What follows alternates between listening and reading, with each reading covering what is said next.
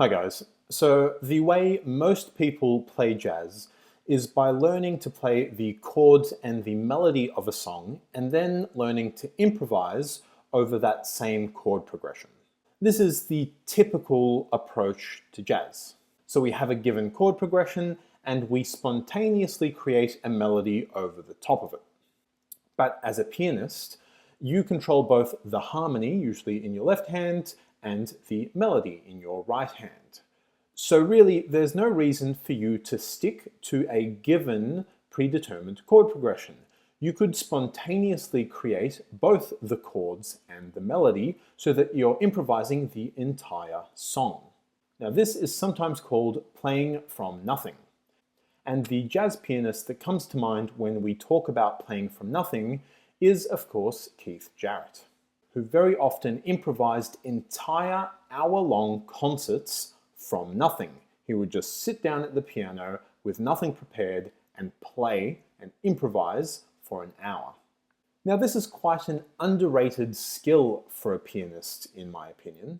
Just being able to sit down at the piano, not have anything in mind, and just make something up on the spot and have it sound, half decent is pretty fun and a pretty impressive and useful skill to have. Now, Keith Jarrett talks about entering a transcendental state of mind when he's playing, such that even he doesn't know what he's about to play next, and it's a surprise to him when he hears it. Well, I'm not Keith Jarrett, and I suspect there's a very high probability that you're not Keith Jarrett. So in this video, I'm going to discuss how you too can practice playing from nothing without the need to enter any kind of transcendental plane. We're going to stay very much earthbound in this video because, after all, this is a jazz piano channel and not a meditation channel. Now, playing from nothing is a misleading term. You never truly play from nothing because you've already played plenty of different songs and melodies and chord progressions and styles.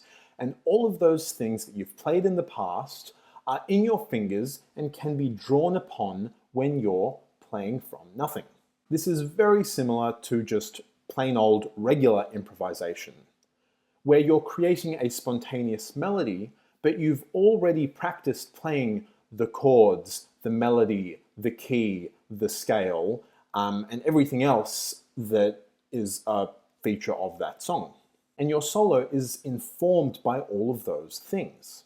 Now, playing from nothing simply takes this one step further and forces you to draw from previous chord progressions that you've also played.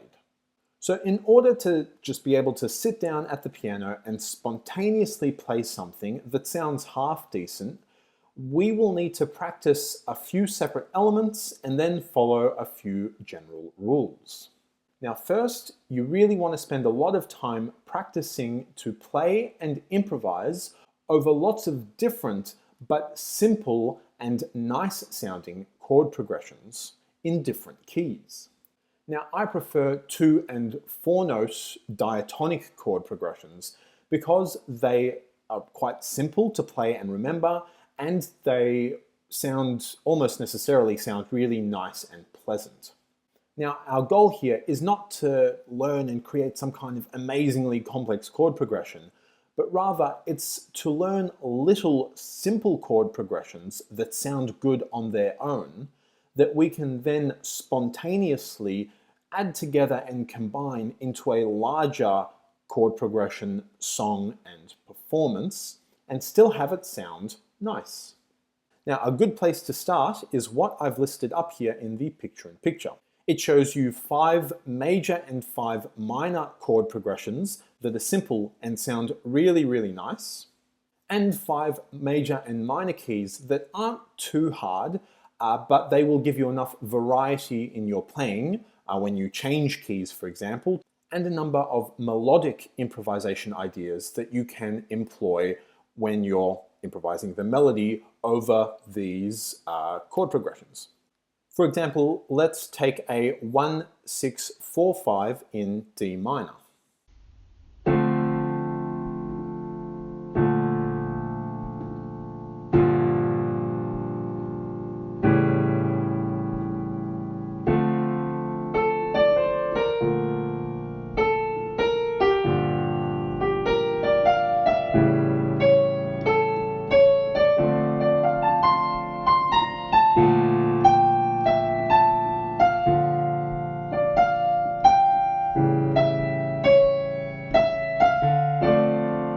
or a 1/4 in C major.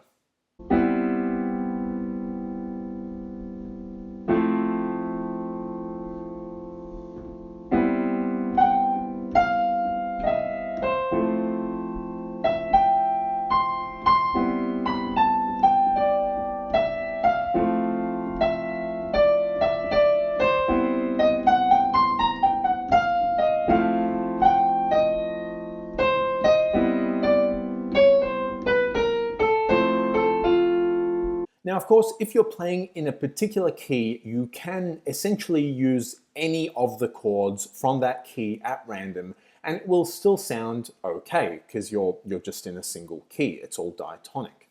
But these chord progressions in particular sound particularly nice, particularly pleasant, and that's largely why they are very, very common, very, very widely used chord progressions. If you just Google 4-chord pop song, you'll find many of these chord progressions are used across lots and lots and lots of different songs.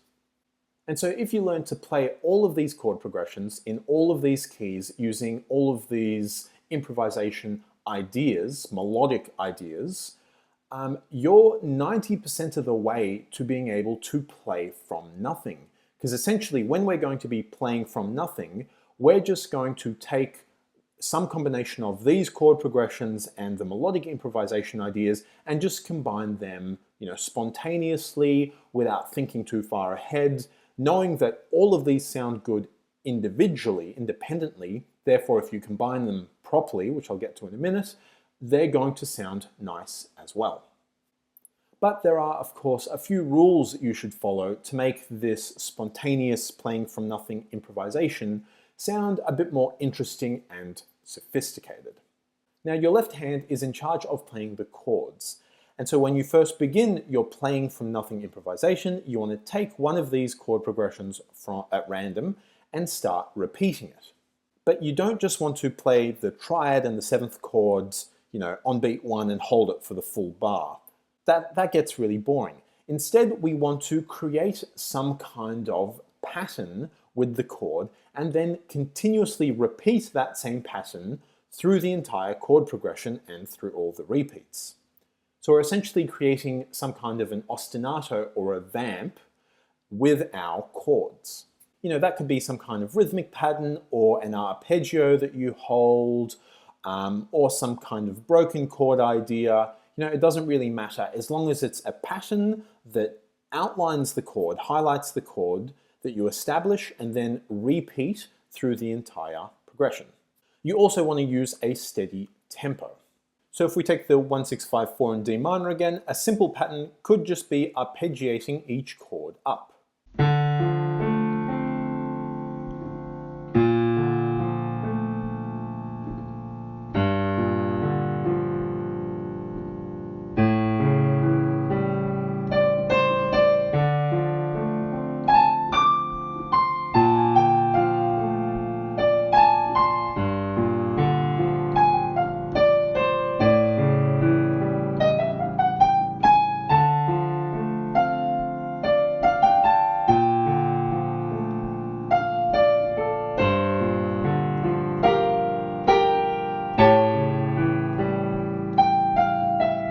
Or again, if we take the 1-4 in C major, we could use a simple stride-like pattern, but a slow stride, and maybe even turn it into a waltz.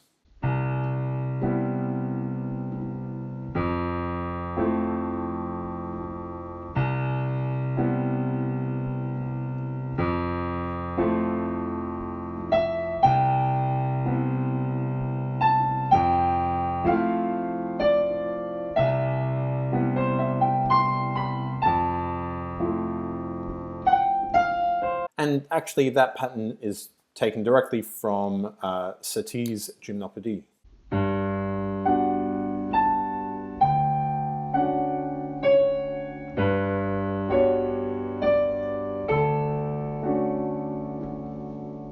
And in fact the one under it, the 1-5 sus, is taken from Bill Evans' Peace Piece.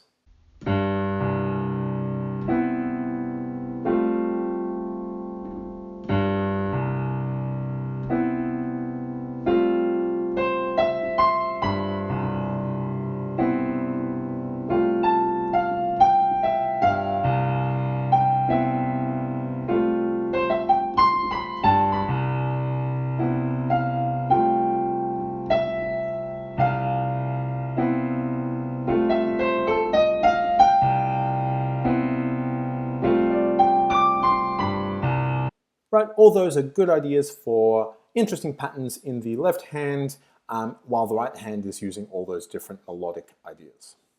But periodically, when you say reach a new section or you decide you want to start a new section, you can either alter the chord progression that you're playing. So pick, you're playing one, pick a different one, start using a different one, maybe in a different key.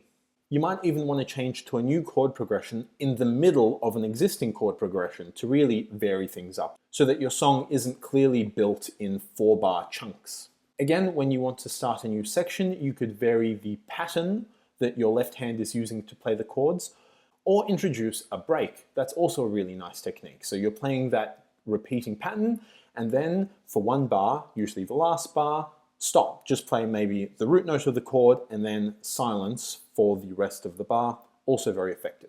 And finally, we don't want to stay in the same key for the entire improvisation. That's why you're going to practice in those 5 different keys. We want to be able to change to any of those chord progressions in any of those keys. But when you modulate, when you change to a different key, before you hit the tonic chord, always play the dominant chord, the 5 chord in the new key, followed by the tonic of the new key. So if you're playing in A minor and you want to move to the key of D minor, you would play an A7 before playing the 1 chord, the D minor. And as you can see here, all of my chord progressions listed up here begin on the 1 chord. So you're essentially playing the 5 chord, then the 1 chord is bar 1 of the new chord progression in the new key that you're playing up here. Now this is called a prepared modulation, and it just connects your keys a little bit smoother when you introduce the new 1 chord, the new tonic, with a 5-1 cadence. Just sounds nicer. So while your left hand is improvising the chords by using a pattern at a particular tempo, using one of these chord progressions, your right hand is improvising the melody. Now while you're doing that, you want to alternate between the different ideas or scales listed up here, and also occasionally use some repetition or establish a motif and then repeat that motif periodically and come back to it through your improvisation, especially if you can do that in a different key. Again, if you can play in A minor and create a motif, then move to D minor and play that same motif but in D minor, that's really, really effective. Now, by playing all these chords, progressions, patterns, melodic ideas, enough times, you eventually internalize them to the point where you don't need to think about them anymore. And that is what is meant by playing from nothing. It's not so much that you've never touched a musical instrument before, or you've never played a song, or you have no idea what a perfect cadence is. That is not what playing from nothing is. Obviously, you need to have some level of music ability and knowledge to be able to just sit down and play. So really, when people talk about playing from nothing, it's just about having enough chord progressions, patterns, and improvisation ideas and techniques that you've played enough times that you can just sit down and kind of throw out onto the keyboard without actually planning them ahead of time or thinking about it. Again, if you're playing a particular chord progression using a particular pattern and particular scales and ideas in A minor, you might all of a sudden decide that you want to change to C minor or G major or F major. Just spontaneously, you've decided to change that. That level of spontaneity in both the melodic material, which is very standard, very common in jazz improvisation, that's what jazz improvisation is, spontaneously playing melodic material, is mirrored and complemented by spontaneously playing the harmonic material. But again, that doesn't mean you don't know what a scale is. You've never played the C major, A flat minor, D Dorian scales before. You've already practiced them. You've practiced licks, you've practiced scales, you've practiced keys, you've practiced patterns. All of those things are in your fingers. You've internalized them. The way you present them on the keyboard is the spontaneous part. The order in which and the speed and the articulation with which you apply them, That's where the spontaneity comes from. Same idea with the chord progressions. You've already practiced a whole bunch of chord progressions, a whole bunch of patterns, and you're just spontaneously choosing them semi-randomly during your improvisation so that it looks like you're creating something from nothing. You've just sat down at the piano, you don't have any sheet music in front of you, you're not playing a particular song, you've just sat down and you're just playing stuff and it sounds great. That is a cool skill to have and one worth practicing. Cool, so now I'll give a brief example of me attempting this playing from nothing idea.